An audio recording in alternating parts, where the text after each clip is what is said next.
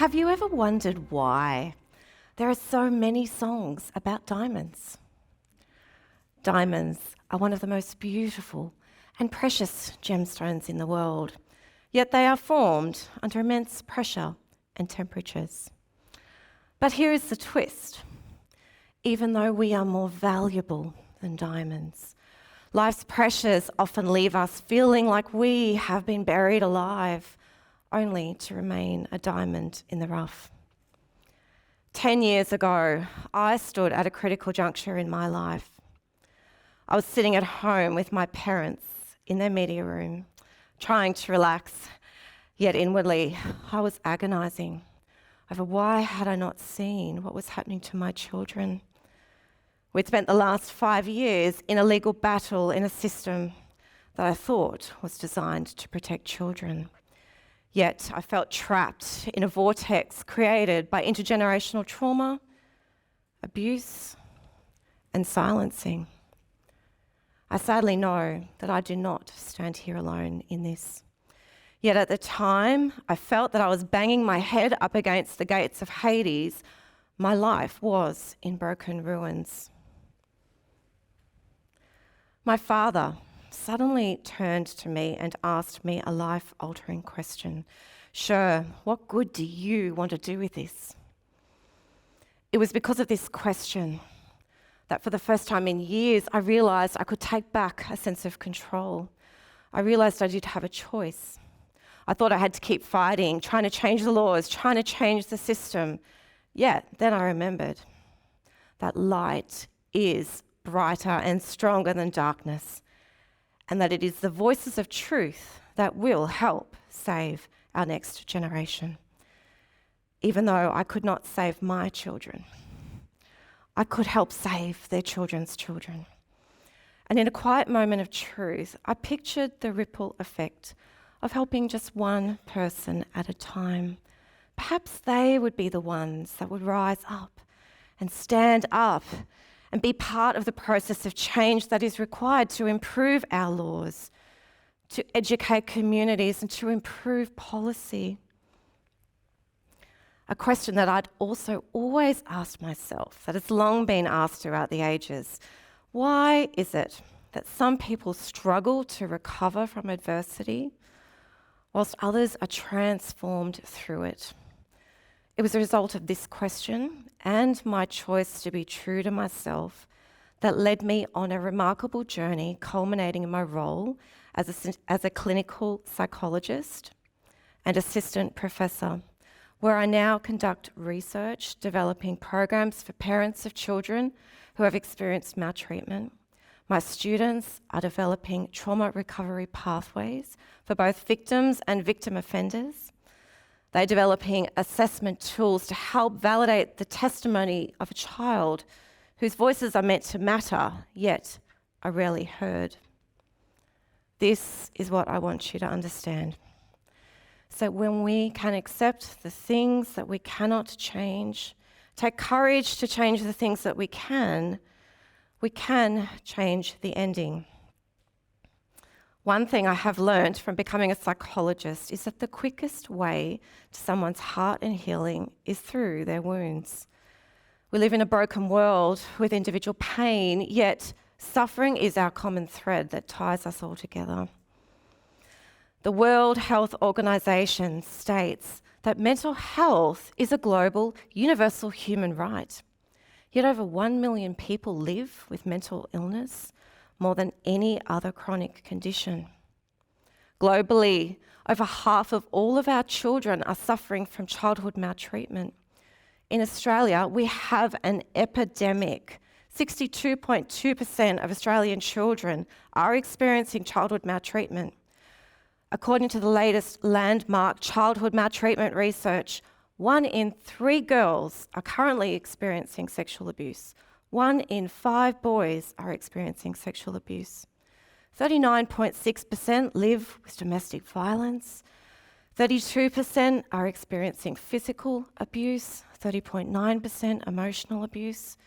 And we know that over half of all children who experience childhood maltreatment will meet the criteria for at least one mental illness. Mental illness can rob us from up to 10 years of life and almost doubles our mortality rate. But did you know that love and connection can restore back those 10 years of life? Metaphors about life can be used to establish positive cognitive frameworks by describing an object to look as if it were literally true. It can change the way we think. So positive growth mindset metaphors such as my diamond life help us cope better with life stress because it helps us engage in active problem solving. It reduces our psychological distress, increases our self-efficacy and use of health-orientated mastery habits. Whereas when we engage in a fixed mindset or a battle metaphor, what we do is something like this. I'm struggling to keep up. I'm just overwhelmed by everything that's happening to me. I'm describing myself with a metaphor of me being crushed or drowning. It's fascinating to think that the carbon in our bodies is identical to the crystalline structure found in a diamond. So, what would your diamond life look like if you actually believed that you were strong and as worthy as a diamond? If your mind was a diamond, you would be able to illuminate self-doubt because of your ability to reflect truth. If your heart was a diamond, you would be fearless, knowing of your infinite value and worth. If your body was a diamond, you would radiate, no longer feeling that you have to hide your flaws. So, could living your diamond life be the hope that we've all been searching for? I will now share the 5 stages of brillianteering a diamond to help you live your diamond life. Number 1, plan to use all of you. The cutter determines which shapes will ensure they use as much of the stone as possible. Doing something new in your life comes from the Hebrew word chadash, which means new and fresh, but its actual original meaning means to rebuild, repair, and renew. Everything you have been through in your life is useful to build something on. The same is true for human transformation. Just like a repairer of old furniture strips back the old paint to reveal that original veneer and imperfections, we too need to build our life on everything that we have been through, embrace it, and look through a kaleidoscope of your past in order to look through the rebuilding process of your future. 2, cleaving. The obstacle is the way. Cleaving breaks the diamond into smaller parts to enable the cutter to embrace each part separately whilst maximising the original rough stone. We are not meant to live our life in fragments. Instead, each part should be embraced and used. Marcus Aurelius once said that the impediment to action is actually what advances action. So it stands in the way, becomes the way. Did you know that the solutions to life's problems lays within the original meaning of the words themselves? Obstacle traces back to the Latin noun obstaculum. So ob means a hindrance against and culum means to withstand. So in order to overcome life's obstacles, we must withstand them by using what's in your hand. What's your one stone? Your one gift? Your one voice? Use it and go through the obstacle. 3, brunting. Put your courage before fear. Brunting or girdling is the process where 2 diamonds are on a spinning axis and they grind against one another in order to create a polished finish. Life is a little bit like girdling. It's about the connections that we form with one another, that iron sharpens iron. Our brains are wired not only for protection, but also for compassionate connection. So, in order to be compassionate with ourselves and others suffering, we need to be able to sit and suffer with them, which requires courage, which means to speak from your innermost heart, to share all your feelings with them. So, how can we create more space around those uncomfortable emotions? Because uncomfortable emotions are not what causes human suffering, it's actually the avoidance of them. So how can you sit with them? With a trusted friend or counsellor, something creative, calming, being in nature, and find ways to bring compassionate courage to your fears. Fourth, watch yourself talk. The diamond's facets are polished to create a perfect symmetry in order to reflect the maximum amount of white light. As much as we can admire the diamond life, what really gets in our way is our self-talk. I'm going to step in now and be that voice in your head that either tears you down or builds you up. Diamonds, I loathe them. They have no idea how hard life has been for me. I am ashamed that I have let myself get to this place. I don't even know who I am anymore. Are you feeling heavy yet? I know I am.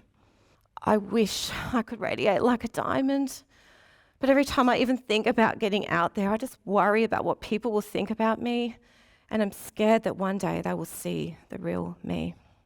That voice of anxiety and fear is actually just trying to help protect you from further pain and suffering, but it's also stopping you from being free to being who you truly are. I am a radiant diamond, fully aware of my worth. I have been refined in the firing process, but I've not been consumed. I've emerged stronger and more compassionate to my suffering and the suffering of others. So, which one is your most familiar voice, and how can you step in and be a voice of truth? Help yourself turn towards your suffering rather than away from it. Finally, brillianteering. The final facets of the polished diamond will determine whether it's going to be a sparkling beauty or a stone-like relic. The cutter's goal is to always produce a masterpiece. It's what keeps them going. The Greeks say diamonds are holy, which means set apart. The opposite of holy is not evil, it is common. Don't believe the lie that you are common. You matter and are worthy, lovable, and more valuable than a diamond. So what keeps you awake at night?